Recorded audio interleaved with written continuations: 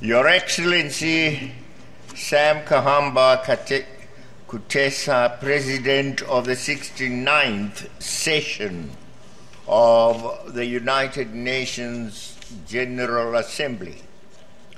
Your Excellency Mr. Ban Ki-moon, Secretary General of the United Nations. Your Majesties, Your Excellencies, Heads of State and Government, distinguished delegates, ladies and gentlemen, comrades and friends. Your Excellency, allow me to congratulate you on assuming the presidency of the 69th session of the General Assembly. We are indeed proud of the honor that has been bestowed upon the African continent as a result of your election. Mr. President, the theme you have chosen for this session, that is, delivering development agenda, is pertinent, appropriate, and timely. It is relevant in our efforts to achieve a seamless transition from the Millennium Development Goals to the Sustainable Development Goals and to the broader post-2015 development agenda.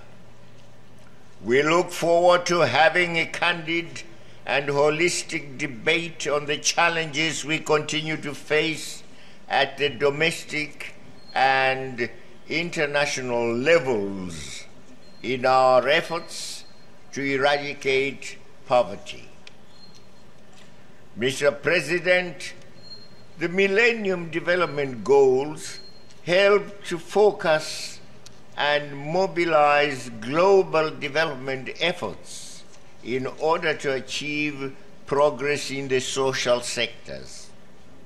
However, despite the significant achievements under the framework of the MDGs, the progress was uneven between goals, among regions, and within countries. Consequently, we cannot remain complacent when some sections of the global community are marginalized or even left behind.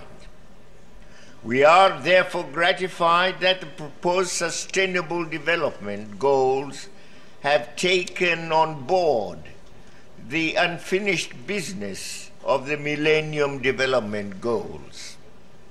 Part of the unfinished business concerns the critical issue of poverty eradication, which remains the greatest global challenge.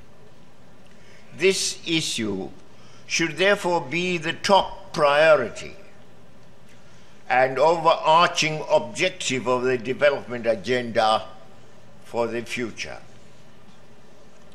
Mr. President, we share the view in SADC that the post-MDG agenda must be informed by national development priorities, and that the new targets must better reflect local conditions.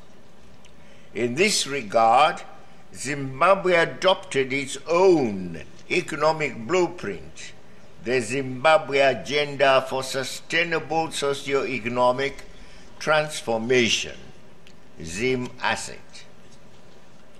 This is a bold and achievable development program that has the objective of achieving inclusive economic growth, generation of decent jobs for all, affordable and reliable energy, food security, sustainable agriculture, and development of reliable modern infrastructure.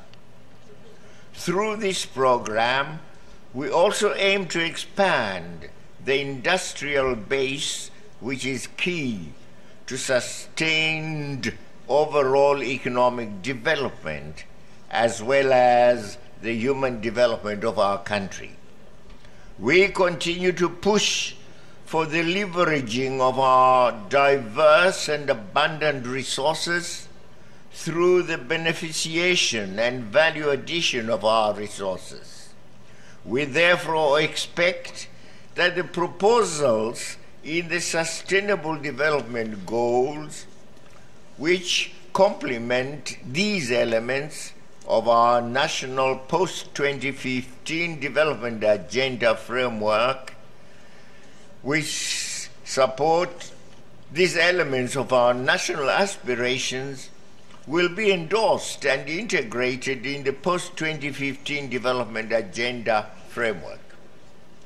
Mr. President, Your Excellencies, social justice, political stability, and sustainable development in African countries can best be achieved through genuine and committed support for the ownership of means of production that favor the poor, who are in the majority.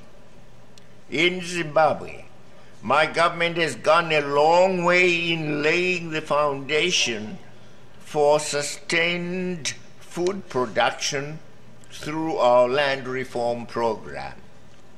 The majority of the rural people have been empowered to contribute to household and also to national food security.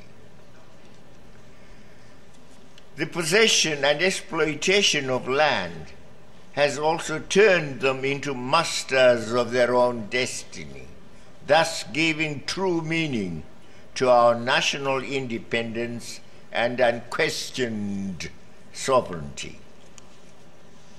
Mr. President, because Zimbabwe has thus been preoccupied with the empowerment of its people economically, she has become a victim of the evil machinations of Western countries, namely the United States of America and the European Union, who continue to apply unilateral and illegal sanctions as a foreign policy tool to achieve short-term political objectives, particularly regime change.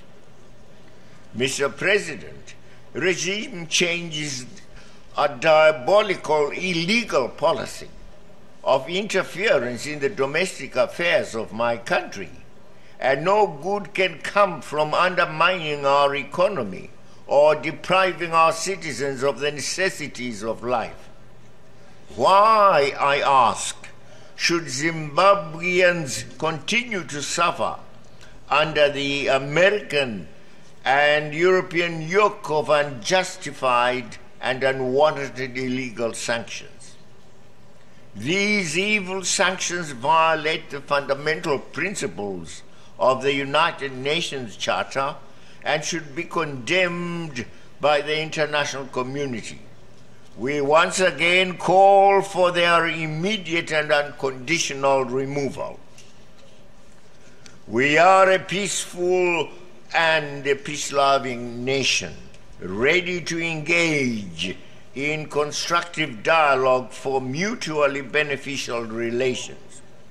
We call on those who continue to harbor ill will against us to cast away their hegemony-driven hostility, as we appeal to them to review their hard and cruel positions and open a new chapter in their relations with us based on mutual respect and friendly cooperation. Mr. President, to support the implementation of the post-2015 development agenda, we call for expeditious reform of the Bretton Woods institutions, particularly their governance structures. It is high time that we address the democratic deficit in these institutions and improved their legitimacy. These reforms must reflect current realities and ensure the full voice and participation of developing countries in their decision-making and norm setting. Mr. President, Zimbabwe firmly believes that the United Nations should promote dialogue to achieve peace, the rule of law, and common understanding among states. Peace, security, stability, and welfare of Africa and our sub-region is vital for us. In Africa, the African Union is working tirelessly to push for peace in the Democratic Republic of the Congo, in South Sudan, in the Central African Republic, and in Somalia. The international community must remain intensively engaged and support Africa in the maintenance of peace and stability, enhancing thereby its peacekeeping capacity needs through training, logistical and financial support. Africa also remains seized with the issue of Western Sahara, the last colonial vestige in Africa. The United Nations should not shake off its responsibility to ensure the achievement of self-determination by the people of Western Sahara. Mr. President, we continue to witness the suffering and persecution of the people of Palestine at the hands of Israel. We have witnessed the callous murder of women and children in shelters where they seek refuge from Israel's bombs. We have witnessed the brutal and random destruction of infrastructure in the Gaza Strip. And while these heinous acts were being perpetrated by Israel, the so-called civilized world maintained a deafening silence. And we ask why? Lasting peace in the Middle East can only be achieved through a two-state solution based on the 1967 borders. Any other maneuvers to change demographic realities through settlements or use of force will only prolong the suffering of the Palestinian people. Mr. President, in conclusion, as we move forward, it is important to muster the necessary political will to create a development-oriented international environment that hastens the eradication of poverty and enhances the correct management of our natural resources for economic and social development under renewed, real global partnership. I thank you.